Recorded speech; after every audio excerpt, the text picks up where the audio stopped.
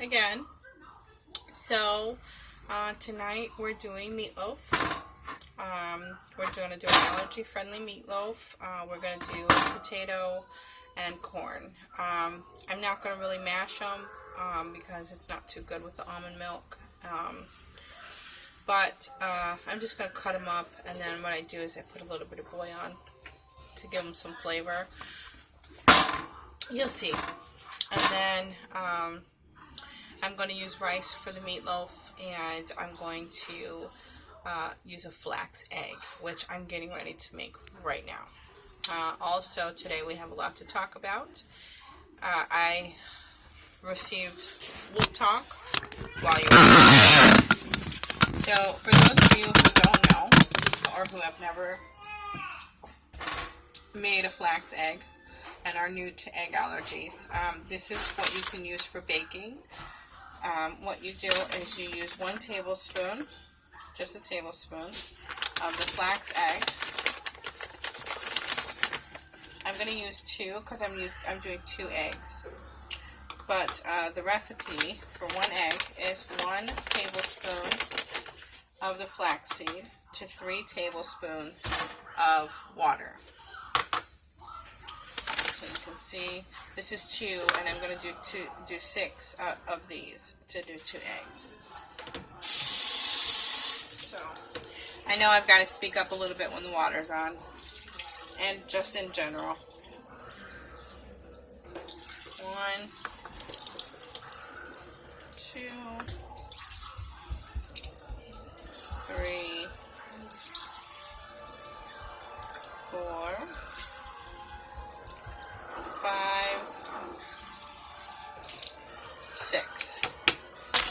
And then we just mix that up, and we let it set for 10 minutes, and then it gets gelatinous.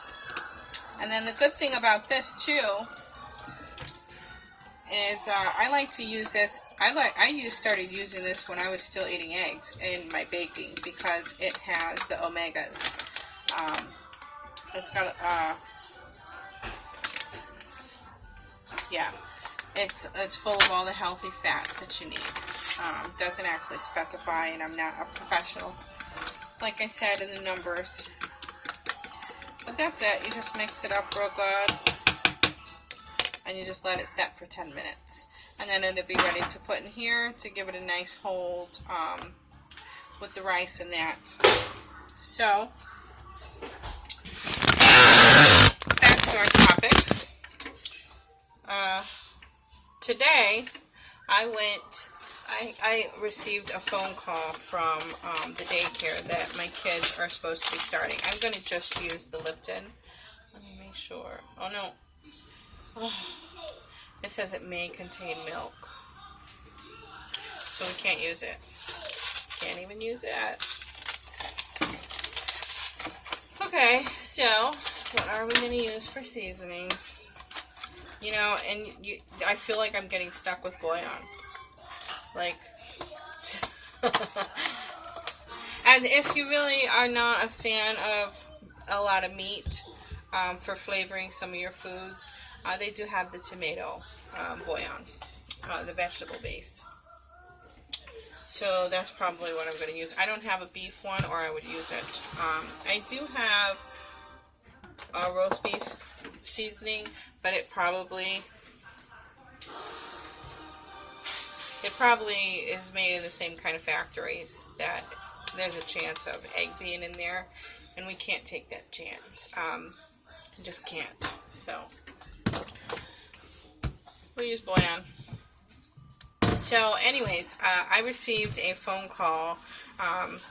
We have 10 minutes, so it's okay to just sit for a second. Let me actually get the water for this. I received a phone call from my kids' school today, and they've been giving me a really hard time as far as creating a diet or a menu for my daughter and getting all that going. And creating a care plan for cleanup, like after they eat and stuff. And they asked me to sign a waiver, basically giving them a free pass to be negligent. And they asked me to sign a waiver stating that I was aware that she would be in contact with her allergens. No, don't ever sign anything like that. So, I'm just going to do 3 potatoes. That's all we need. So, I went down there, and I actually had a really nice conversation with the ladies. It went better than I thought it was going to. And they, I'm on welfare. I'm a single mom. Their dad is like non-existent. So they let me know because I'm on cash assistance right now, and I'm getting ready to go. I was getting ready to go do all the programs to go back to work. I want to work, but you know, without daycare or some kind of proper child care, you can't. And then when you have a kid with allergies, you can't either, and I learned that today. So I'm allowed to take myself off of the cash and leave the girls on, so that I would still be able to pay the bills here and take the time to take her to the allergist and get all the testing done, find all her allergies, and get it all on paper, and then take that to the lawyers, and it's called a 504 plan that needs to be drawn up on her behalf, and I will be in charge, me and the lawyer, of making the schools and daycares sign that. So, there's that. So, we did come to a place of reasoning. So, I'm going to call my caseworker probably tomorrow and let her know that I'm going to withdraw myself and keep the girls on until I can get her allergies in check. Yeah. What? Phone. It needs a charger? Yeah. Okay. Okay. So, that is something that I definitely wanted to talk to you guys about, because if you're new and maybe you're not in the daycare phase yet, but you're maybe getting ready to start, you have to get the allergy testing done first. You have to get everything done by the doctor, signed, and take it to a lawyer and get a 504 plan, because the school that I educated myself today on the law as far as food allergies go. Now, a school or a daycare is going to try to put a care plan in place, which is generally okay for other disabilities, but not for food allergy. Not for anything pertaining to needing someone to make sure that. So what's going to happen is she's going to need a nurse on staff. And if they don't have one, our insurance is going to provide one. So you have to have a 504 plan for your child if your child has food allergies. And you have, even if, I'm pretty sure I will let you guys know more when I find out more. But in what I read today, in 2008, the lawyers fought. They had cases and whatnot, and they won. And food allergies was entered into the American Disabilities Act. So it is considered a disability, and they have to recognize it, because it can lead to death. And it can. I know that sounds awful, but it is awful. It's that serious. That's why I can't, even though that roast beef seasoning didn't say it, I know that the other ones do, and it's probably made in the same kind of facility. They don't have to put those labels on there. So I'm not going to take the chance, because her last egg allergy, she had hives everywhere. Everywhere.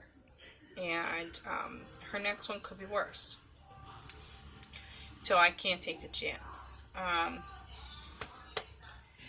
Yeah, so, even if your family's all together, if you got a food allergy in your baby and you're thinking about going back to work and you're thinking about doing daycare, or even if you're approaching the school age, You have to get this done first, because otherwise your kid will be at risk. You will only have a care plan. That's what I was saying. The care plan protects the school, so that if something happens, they're not liable. It's in there somewhere. But the 504 plan is a contract between the student and the school, and it's binding. It's binding. If she or he comes in contact, if something happens, she's protected by law. Now, I know that doesn't mean that if something awful should happen, that it can be reversed, but at least if it was just a care plan, you couldn't even sue the school. But with the 504 plan, you can. So it's a big difference. I didn't know that. I found out today. So I just wanted to let you guys know that. It's very important information. And I wish that the doctors told you that. When your primary care family doctor first allergy test comes back positive, it should be like a pamphlet. You have to do this. Otherwise, your child will be at risk in these public situations. You know, I think it should be. Maybe we can fight for that. So yeah, we went down to the school, we took care of that, and then we stopped by the park for a few minutes, and then we went to the grocery store, and we got stuff for dinner tonight. And they got a snack. Yeah, she's got an apple. Oh, she had ice cream. That's the top to the ice cream. So, we got a few more minutes left on the flax. Let me go ahead and get the rice going. I'm not really using a recipe. I know. I was talking to my sister about that today. Rice. And probably in a few months, when I get more comfortable with allergy-friendly meals, I will start creating recipes, and I will start leaving them in the comments and whatnot. But for right now, I'm just winging it. So you gotta wing it with me for a couple months until we get the hang of this thing here. So, because honestly, there's not recipes out there that have no soy, no egg, no milk, no strawberry, no coconut, no watermelon, no, there was one more. Egg, milk, soy, fish. And then we still don't know what her other allergies are still. There's no, I mean, I'm sure there's few, there's like peanut butter smoothie recipes with banana, but we pretty much know how to make that. It's the almond yogurt with a banana and a peanut butter in the blender, and it's delicious.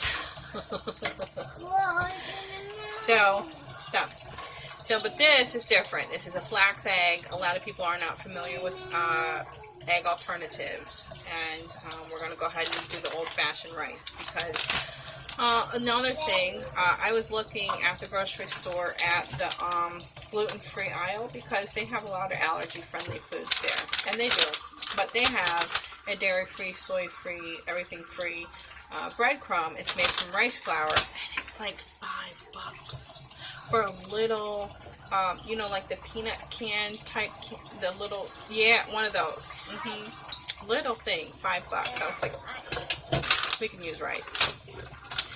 So I'm just going to go ahead and do about a 1/4 cup of rice in here, and that's about all it should need, because it is rice. And then we're going to do the flax egg. It's only about 1.5 pounds for the ground beef.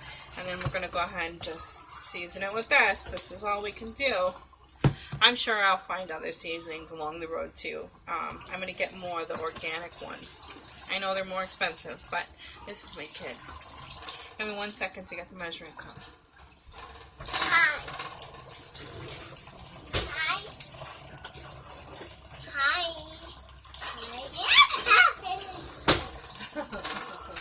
So just a 1/4 cup. I know it's kind of wearing down, of rice. I got the potatoes boiling, and then it's just going to be hopefully not as long as the video. Don't touch this. This is ground beef. Yep, she's getting ready to stick her hands in there. Okay, so because the corn's already cooked and it's just the potatoes. And then once I put the meatloaf in the oven, I'm going to go ahead and probably talk for a few minutes and then go ahead and pause it until it's almost ready. I'm just going to do ketchup for right now. I do like to make my own stuff with the tomato paste, but I usually add the soy sauce. So it's going to take me a second to kind of figure out a new sauce. So I'm just going to do the basic ketchup today. I know it's got corn syrup, but you know what? She's not allergic to corn. So, yeah. Limited. Yeah, I cried today. I did. I was so angry and appalled that the school would ask me to sign a waiver saying that my kid could go into anaphylaxis, and it's okay. Why would you even ask me to sign something like that? Okay, this is getting pretty gelatinous. I don't know if you, yeah, you can see it. It's getting pretty gelatinous. Yeah. So it's ready.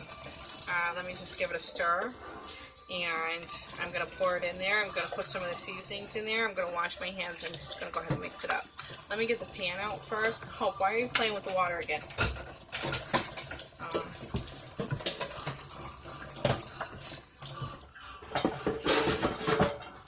I don't have a lot of pans, so it's just a basic pan. I don't have a lot of anything. Yeah, let me go ahead and pour this. Put it over here. Let's go ahead and pour it in. It's 2 eggs, flax eggs. It'll bake perfectly. You can use these in your desserts. You can use them in any baking. It's not something that you're going to fry up like you would fry up an egg. Sorry. It's perfect for baking. Oh, let me wash my hands, babe.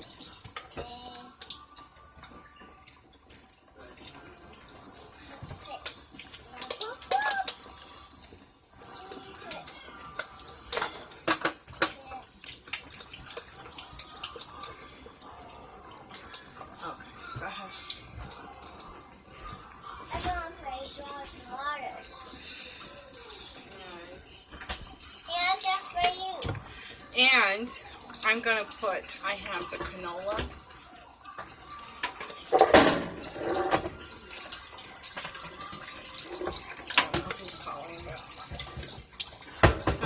Because the Pam that I would usually use has soy oil. So I'm not going to use that. And this is just the canola oil.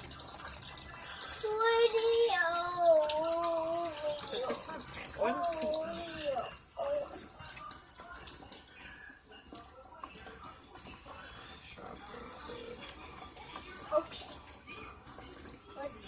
Okay. I'm not sure. I'm not. And I don't want her to have a reaction. You know, me, if it sticks to the pan, I'm just going to deal with it and scrape it out until I can get some olive oil. Now that I know she's okay with. So I'm just going to put a little bit of this in there. I'm just winging it right now. So that was probably about 2 tablespoons. And then I'm just going to go ahead and put some of the ketchup in. And then, you know, at the last 10 minutes, we'll put some more on top. And let it cook that way. So, okay, that was about a quarter cup. So a quarter cup of rice, a quarter cup of the ketchup, about 2 tablespoons of bouillon. Got the potatoes. Right.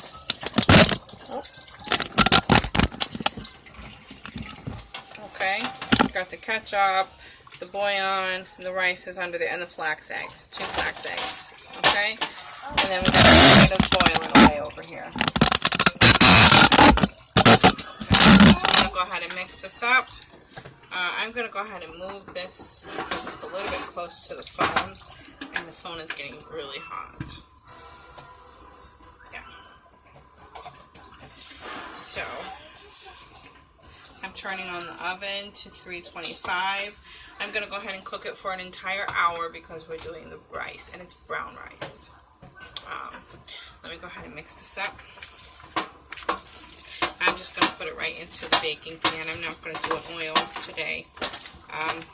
You know, ground beef is pretty oily, so it shouldn't stick anyways.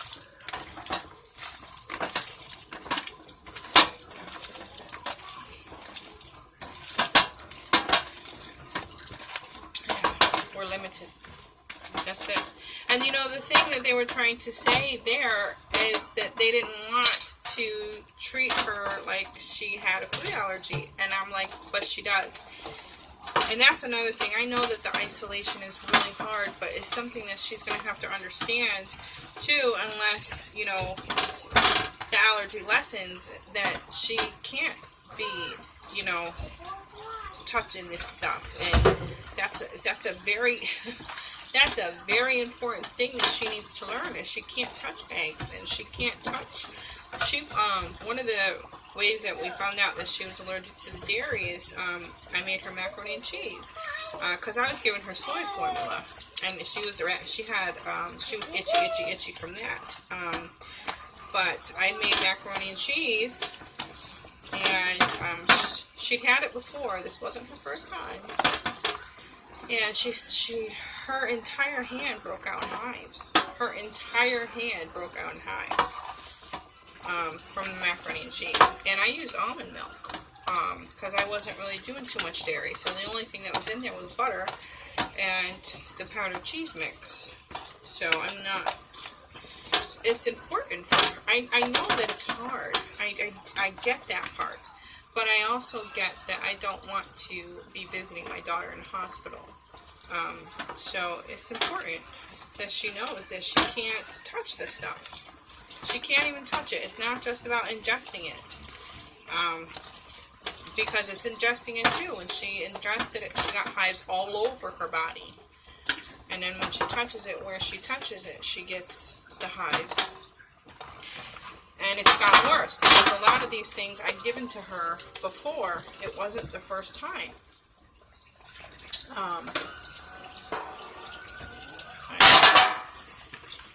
So they are progressing and getting worse.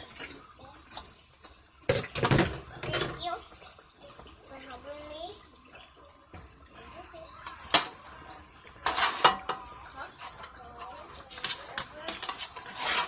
I'm trying to make it loaf-like.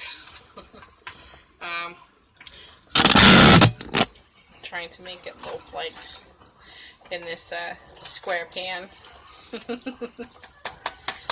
Okay. Alright, let me go ahead and wash my hands, and then we'll get that in the oven. Hope, Yeah. Mommy needs to wash her hands. Can you move that bowl of water, please? Thank you.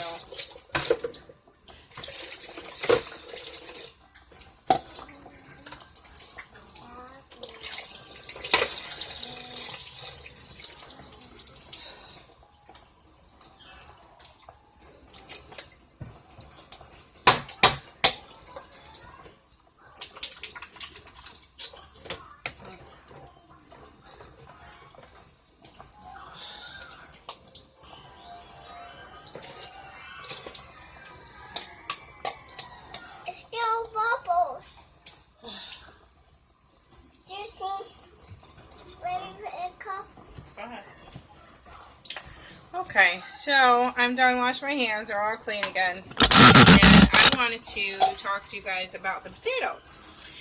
This is a trick that I learned a long time ago because I have issues with my skin because I take medication. I take an inhaled steroid for my emphysema, and I take other inhalers as well. And I've taken other medications, diabetes medications at one point, and when I would use the knife to peel the potatoes, it would cut into my fingers every single time. And so what I learned to do, and it's so much easier, is boil them whole. Skin on, just put them in the pot, fill it with water, and turn it on. And then you cook them. You don't even have to cook them that long if you want to still like keep them pretty like fresh on the inside, so that you can like do a hash brown or something. You just gotta cook them for a little bit, and then you can just like take some tongs and a fork. If it's still hot, that's what I do sometimes, and like you would doing the chicken, and it comes right off. The peel comes right off. And you don't waste a whole bunch of potato, because I know when I used to peel it with the knife or the peeler, you know, a bunch of the potato, a potato this big would be a potato this big. So, and that doesn't happen with this. I mean, it's the only thing coming off is the potato. Maybe a little bit if I scraped it too hard with the fork, but not much. So, a little trick I learned, and it saves my finger from getting all cut up. Okay, so the oven is hot. I'm going to go ahead and put the meatloaf in, and then we're going to take a break, and I'll be back in probably about 30 to 40 minutes, maybe. I know I said that last time, and I was back way sooner, so we'll see. Okay.